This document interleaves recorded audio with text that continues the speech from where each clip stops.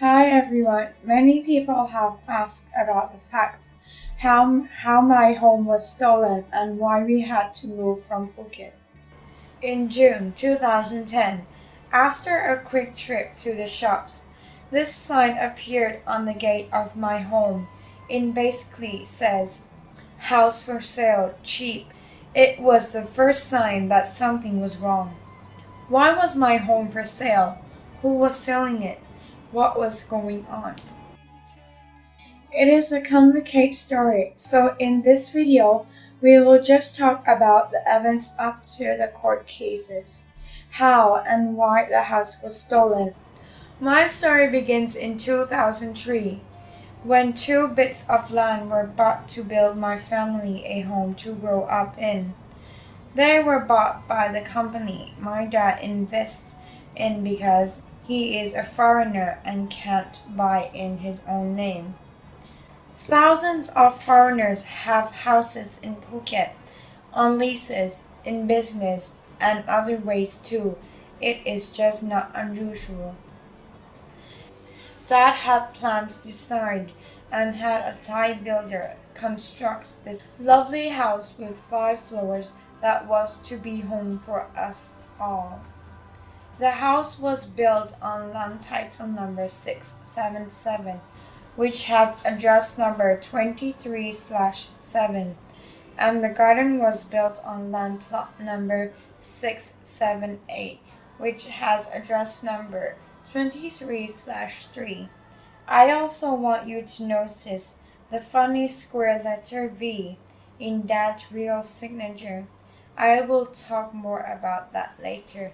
Here are all the land titles of 677 and 678.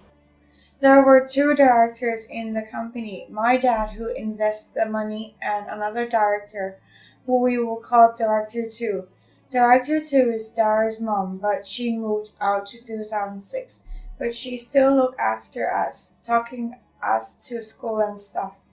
In 2007, Director 2 did something terrible.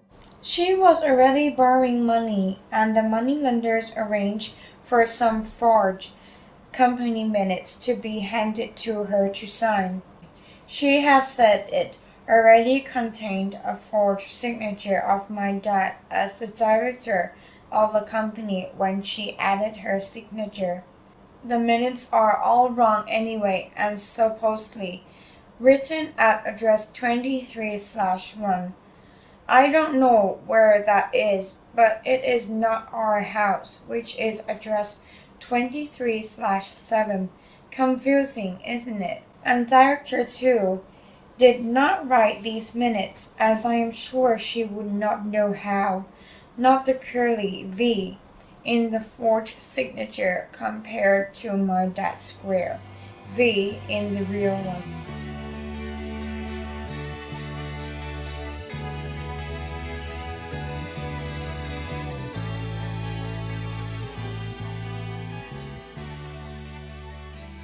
Director 2 opened a small restaurant called Daria. Unknown to my dad, she had borrowed money from some illegal moneylenders to finance the venture. These moneylenders charge illegal rates of interest which are so high that there is no way to pay it back. In 2008, we were living happily in our home.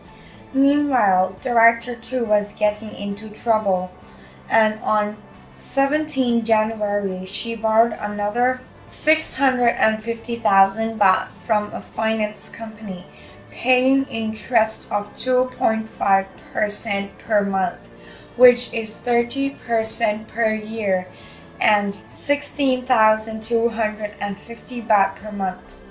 Interest on top of interest from the first loan. It seems silly, really, because if you can pay the interest on one loan, you certainly won't be able to pay interest due on even more loans. I know the maximum interest that can be charged on a private loan is 15% per year, but illegal moneylenders don't care. 2.5% per month is 30% per year. 2009, came along. I suppose you guys will not be surprised to understand the restaurant. No, those shops, I suppose, would be a better description. We're not making money. With the moneylenders greedy for their interest, Director 2 could not cope. So with the hope left, sold the land title 678, the one with the garden, remember, to 3 moneylenders. I can't say too much here because I don't want to break the law, so I will just call them moneylenders. Dad had all the original land title in his safe at home and knew nothing about the cheating and fraud that was going on behind his back. Now, here's the interesting thing. Here on the left is the purchase contract from the land office on 3rd February 2009, where the garden land is sold to the 3 buyers or moneylenders for 6.5 million baht. We know they are moneylenders because they buy the right of redemption, and that is how moneylenders work. The address on the document says 23/7, but it is really 23/3. If you look at the purchase contract on the right, you will see it is the land of title 677, which has the house on it and does have the address 33/7. Well, you can't sell the same house twice, can you? And the bank granted a mortgage on this one, which leads us on this twisted tale to 2010. On 27 May 2010, Director 2 is now in such a hopeless position with the moneylenders and unable to pay the huge interest demanded. Afraid and scared, she gives up and runs away to Laos, taking Dad, the son of Mr. White, and a Thai national, with her as well as her ladyboy husband and her sister. The reason she has now admitted as to divert Dad's attention from all the fraud. But before she ran away, on the very same day, she sold the house again along with the land plot 677 at 23/7 to an unemployed person with a blacklist credit history for 2.5 million baht. Now this had to have been previously arranged because a Thai bank was generous to lend this buyer over 10 million baht on the very same day.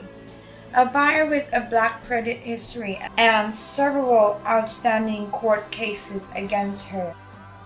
We now know Dara's mom was extorted because she was told would get 2.5 million for a land plot 677. She was already planning to run away after she did the sale. She signed the transfer paper and then was told to collect the money outside the land office. When she went outside, she was bumped into a car by a lawyer and 2 other women. She was driven off and in the fear of her life, believing that she was going to be killed. She was taken to a condo and given 500,000 baht in a take it or die deal. Obviously, she took the money. So I am wondering who really owns the house. The company it was defrauded from, who is the real owner? The people who thought they bought a house but actually bought a garden, or the bank who gave the mortgage on the house to have blacklist women with no income? I suppose the bank would check the most carefully. Well, wouldn't you think? In fact, the bank even increased the mortgage when she did not make the payments. Why? If you look at the purchase contract, which is on the left here, you can see the title number 677, the prices of 2.5 million baht, and the date. If you look at the document on the right, which is the mortgage document we got from the land office, you can see the land title and then the date. The same date as the purchase contract, or highlighted along with the mortgage amount of 10,140,000 baht. Going back to the purchase of land 677 with the house for 2.5 million baht, and the same day 10 million baht mortgage. We don't know quite how the bank made its decision to lend more than 10 million baht to a person with no credit history and no real income, who also had 2 court judgments against her from 2 other banks and 3 pending court cases. It's a bit of a mystery. The other mystery is how a bank lends 4 times the purchase price of a house the very same day it is bought. We asked this question when we met the senior bank officials in Bangkok. Their explanation was that Thai people often underdeclare the purchase price to the avoid tax. The explanation is also ministries as tax evasion is a crime and hurts tenant. In fact, it is tantamount to an act of treason. I want to know, how does the land office allow this? Never mind the bank. How can no one say anything and let this happen? It looks super suspicious to me. And then there is the issue of tax not paid. Surely the land office and the bank cannot be condemning avoidance of paying tax, can they? Everything should be straight and proper. There is too much cheating and too much corruption. Why is there even this sale with right of redemption law that lets moneylenders put a property in their own name and then ensure it cannot be bought back because of this illegal interest rates charge along with transfer tax and everything? There is already a law to help a lender of register a charge on the property at the land office to secure along with a legal interest payable. The fact is, moneylenders are allowed to avoid the law by using the sale with right of redemption method, which hides the huge interest and other charge added to stop the borrower getting their property back. Obviously, borrowing money in 30% per year or more interest will just create a spiral of debt from which poor people cannot escape. Well, I don't think it's right, do you? If you agree, please like this video for me. Director 2 was sued of possession of the house that does not exist on land 678 by the people who bought the land title. That is the beginning of the next stage of the story. Even the Irish embassy refused to help my dad when he contacted them in October 2010. In desperation, he was told not to bother them about the matter and not to ring them further. Unbelievable, but true. We will do another video about all that. Don't forget to help with a share or a like, please.